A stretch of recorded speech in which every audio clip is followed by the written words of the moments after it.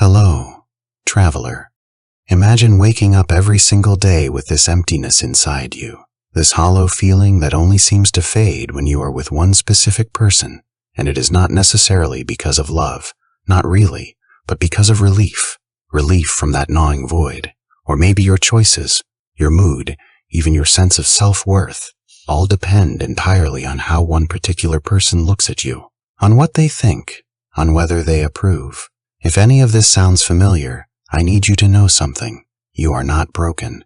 You are not weak. What you are experiencing is something that countless people struggle with, something subtle yet incredibly powerful. It is called emotional dependency, and it is a trap that catches people through the false sense of security that another person provides, and through the often unconscious belief that without this other person, you simply cannot survive emotionally. And that brings us to today's lesson. We're going to explore emotional dependency, what it is, where it comes from, and most importantly, how to break free from it. This isn't just an intellectual exercise. This is about feeling and doing, about identifying patterns, understanding roots, and practicing concrete changes to rebuild your own emotional identity, and finally let go of that dependency. Let's dive in. So first things first, what exactly is emotional dependency? Well, emotional dependency is a relationship pattern where a person seeks from another person, whether that is a partner, a friend, or a family member, the majority of their emotional well-being, their sense of value, and their reason for living. Instead of using internal resources like self-esteem, inner voice, and coping strategies, the dependent person uses the other person as their primary source of security. This shows up in specific ways. They seek constant approval, constant validation. They feel an exaggerated fear of abandonment, interpreting any distance, even temporary, even minor, in catastrophic terms. They have tremendous difficulty saying no to the other person. They try to adapt completely to that person's way of being, molding themselves into whatever they think is needed, and this becomes a standard recurring pattern in how they relate to partners. It is not a one-time thing. It is the default setting. So where does this come from? Why do some people develop this pattern while others don't? Well, the roots of emotional dependency typically emerge from early experiences and learned family patterns. For example, a person might have developed insecure attachment in childhood. Maybe their parents were affectionate one day and distant or harsh the next. So the child adopts survival strategies, staying close to the parents at all times, trying to please them constantly, or learning to erase themselves to avoid conflict. These become ingrained patterns that follow them into adulthood.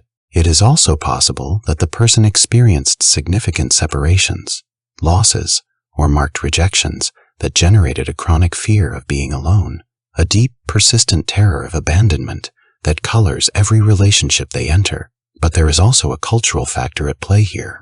The romantic idea of a soulmate, the glorification of sacrifice in relationships. These cultural narratives can legitimize dependent behaviors, because certain stories we tell ourselves as a society often confuse dedication with dependency. They make unhealthy patterns look like true love. They make self-erasure look like commitment. So how do we recognize the signs of emotional dependency in ourselves? This is where honest self-examination becomes crucial. There is a practical checklist that can help with self-awareness, and I want to walk through each item carefully. First, do you feel that your happiness depends on your partner? Not just that they contribute to your happiness, but that they are the source of it. Second, do you have an excessive fear of losing someone, even when the relationship with that person is stable, even when there is no real threat? Third, do you have difficulty being alone for extended periods without feeling anguish because of it? Does solitude feel unbearable? Fourth, do you tend to excuse or justify abusive or negligent behaviors from another person in an attempt to keep them around? Do you make excuses for things you know, deep down, are unacceptable? Fifth, do you alter your identity, your tastes, your opinions, your style, just to please someone else? Do you become a chameleon, constantly adapting to what you think they want? Sixth, do you constantly seek attention and validation through messages or phone calls? Is there this urgent need for constant contact, constant reassurance that you are still valued, still wanted, still important? If your answers are mostly yes to these questions, it is worth considering that there might be a significant degree of emotional dependency in relation to this other person you consider so important in your life, and recognizing that, just seeing it clearly, that is the first step toward change. So how do we heal from this? What does recovery actually look like? Well, there are foundational psychological principles that support healing, and understanding these principles matters because they give us a framework, a structure to work within. First principle, autonomy is not indifference. Living with emotional independence preserves your capacity to love, but without erasing yourself, without becoming a doormat. You can be independent and still deeply loving. These aren't opposites. Second principle, self-regulation is a trainable skill. Anyone can learn this. Our emotions are not uncontrollable forces. They can be named, they can be felt, and they can be responded to consciously. Emotion can be regulated, whether it is love, hate, or anything else. Third principle, boundaries are acts of self-love. Establishing limits protects your emotional integrity. It is not selfish, it is essential. Fourth principle, recovery is progressive.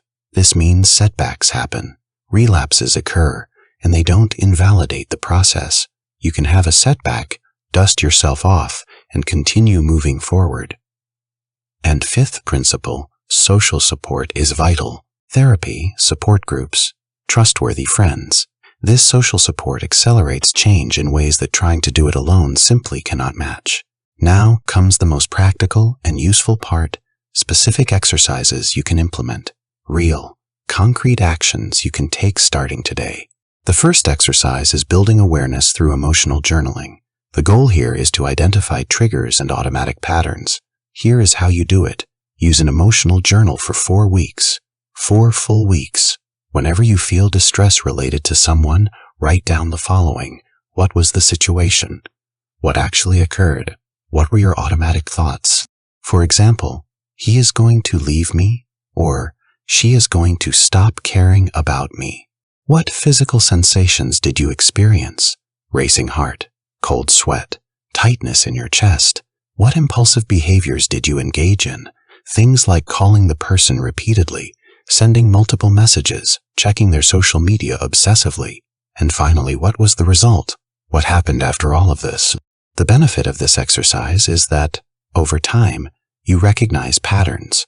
You start seeing the same sequences play out again and again, and that awareness gives you room to intervene before you spiral into panic, before you engage in those impulsive behaviors that usually make things worse, not better.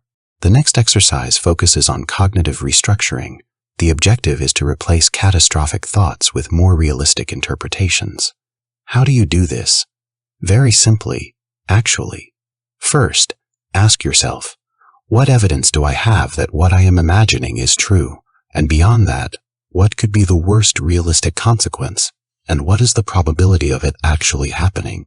These questions help you challenge the catastrophic predictions your mind starts creating. It is easy for our minds to jump to worst-case scenarios, but when you actually examine the evidence, those scenarios often crumble. You also want to create alternative neutral phrases, not forced positive statements, neutral ones. For example, I don't know yet why this person is taking longer to respond, but I can wait without immediately concluding the worst.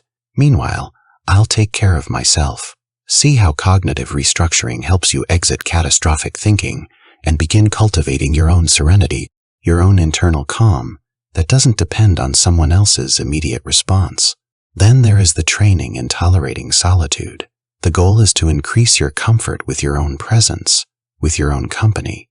To start, schedule 1 hour weekly just for yourself, without your phone preferably. If an hour feels like too much, start with 15 minutes and gradually increase from there.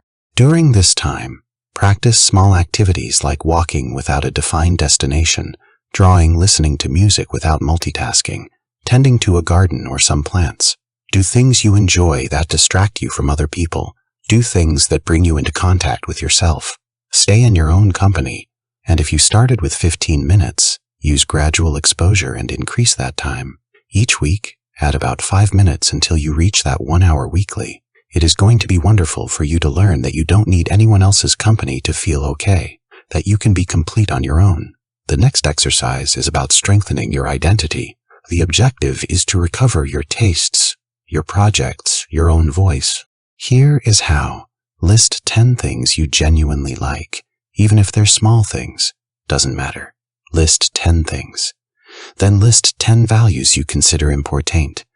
Things like honesty, curiosity, generosity, whatever resonates with you. Make your own list with the values you consider fundamental for living with dignity and integrity. After that, list 5 dreams or 5 goals that are independent of your current relationship. Notice independent of the relationship you have right now. Finally, choose one weekly action that reflects those values. For example, if one of your values is learning, take a short course. If generosity is important to you, volunteer somewhere. The choice is yours. The benefit of this exercise is reconnecting with yourself, which strengthens your self-esteem and reduces dependency, because when you know who you are outside of that relationship, when you have interests and goals and values that are yours alone, you become less fragile, less vulnerable to manipulation or abandonment. Now, if you come to the conclusion that the relationship is abusive or that this bond prevents you from achieving your autonomy, there are specific steps for leaving that situation in a healthy way. First thing, plan carefully. Identify the support you can count on. Choose a safe location for this ending. Get your documents in order. Make sure your finances are sorted out. Second thing, ask for help from friends, family members, a therapist if needed. These people will help you not feel alone and not relapse easily. The third important thing is that the communication of the ending needs to be brief and direct. Don't beat around the bush. Don't over-justify yourself. And the fourth step is to avoid contact with a person for a period after the ending, at minimum 30 days as an initial period, to allow for your emotional restructuring. Now, there is something important to mention. Each case requires a certain risk assessment, because in situations involving violence, you may need to seek specialized local services. Don't be alone with a violent person during the breakup. Your safety comes first, always. The core of this message is hopeful without being naive. Overcoming emotional dependency doesn't mean becoming cold or indifferent. It means recovering your capacity to choose out of love rather than out of fear, and that is a profound difference. That shift from fear-based attachment to love-based connection, that is what freedom looks like. This requires daily practice. It requires compassion with your own mistakes. It requires consistent support. But with the right tools and adequate time, it is completely possible to rebuild a healthy, autonomous, and rich emotional life. A life where the other person adds to your experience, instead of being the foundation of everything. Where you can love deeply without losing yourself. Where you can be vulnerable without being dependent. Because at the end of the day, true love, whether romantic, platonic, or familial, doesn't diminish you. It doesn't require you to disappear. Real, healthy love invites you to show up as yourself, fully and completely, while honoring the full humanity of the other person as well.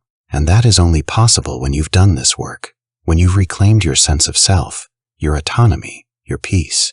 The journey from emotional dependency to emotional freedom isn't easy. There will be moments of doubt, moments where you question whether you are doing the right thing, moments where the old patterns pull at you, whispering that you need that person, that you can't survive without them. But those are just echoes of old programming.